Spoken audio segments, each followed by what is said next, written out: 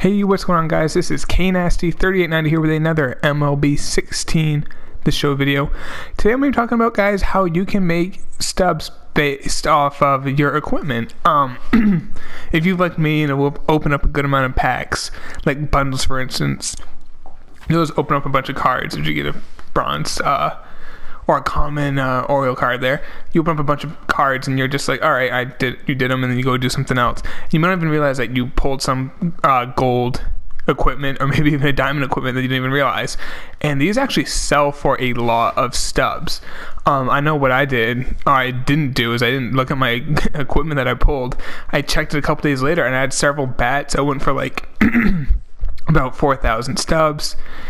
I had like a batting glove that went for like 1,500. Like this one I can't sell, but this one goes for, I think it goes for like 1,500-ish. Oh, it goes for 2,700 stubs. So there you go. And basically any of the gold or better bats go for a lot. Rituals don't really go for a lot. I know the gold ones. So the diamond ones probably go for maybe a couple thousand. Nothing really outrageous.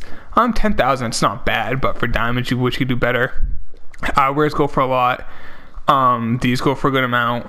The ones that really don't are like catcher's gear. They really don't go for a ton, because you can only use those for your Diamond Dynasty player if he's a catcher, which I would recommend you put him as your catcher, but just really don't go for as much. But if you have like any of like the cleats or the bats, if they're diamonds, look how expensive these are. And I completely overlooked them for several days, and then I was just sitting on about 10,000 stubs. Right there, those cleats, 24,000 stubs. That's like Carlos Correa goes for less than those cleats. That's just insane when you think about that. Like Carlos Correa, 91 overall gold goes for less. And look at some of these batting gloves. They're about 7K. There is a bat that I was looking at earlier. Some of these bats are just insanely expensive.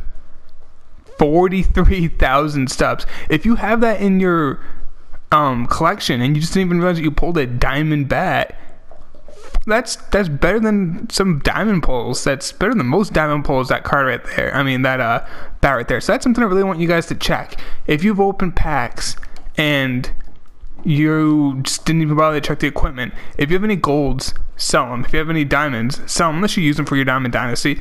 But I would say sell them now.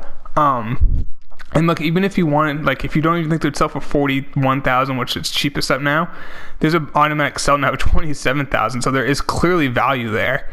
Like I said, the only ones that really don't go for a lot are the catcher's gear or like rituals. I can show you some rituals that I have that just really don't go for a lot. Like this right here. I mean, it's +5 fielding, +5 acceleration, +20 bunt, +10. Still, you think it'd go for a ton? But it goes for like maybe a couple hundred. Yeah, 300. I mean, I'll sell it just because it's 300 I'll put it for like 280. That should sell pretty quickly. But even still, let's say if you have let's say you have like 6 of those just sitting right there, and then you just haven't even bothered to post up. 6 times what, 300? That's 1,800. Take away the tax, it's about 1,600 stubs right there. That's a pack and a half for some players. The bronze and silver I would not really worry about selling. They just go for nothing. Like if I just look at this right now, it's probably going to be like under 50 stubs. 5 stubs. Just don't even bother selling it. No one's going to want to buy them. But like I said, guys, go out and check all of your equipment. You might be sitting on gold. And same with actually these go for 200. I didn't realize they were that expensive. This silver one, I'm gonna go, well, oops, I want to quick sell it. While I'm here, I might as well post it, get some easy stubs. And that's one thing I want to also emphasize. Like, every stub matters. Like, if you've been playing Madden like me a lot, 1,000 stubs versus 1,000 coins is completely different, because 1,000 stubs buys you a pack. 7,500 coins in Madden buys you a pack. So you can tell stubs, one stub has a lot more value than one coin in Madden. So it may not seem like a lot, but make sure you look into all of the ways you can get them.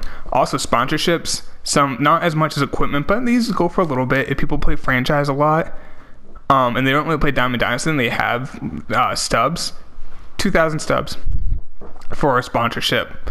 Those are people who like to play a lot of franchise. And then if you have a Diamond Stadium, like I know Polo Grounds is the most expensive stadium, and it goes for, I think something just sold. Yep, 14,000 stubs. If you have Polo Grounds, you don't want to play there, go ahead and sell it. And you can even do this with major league stadiums.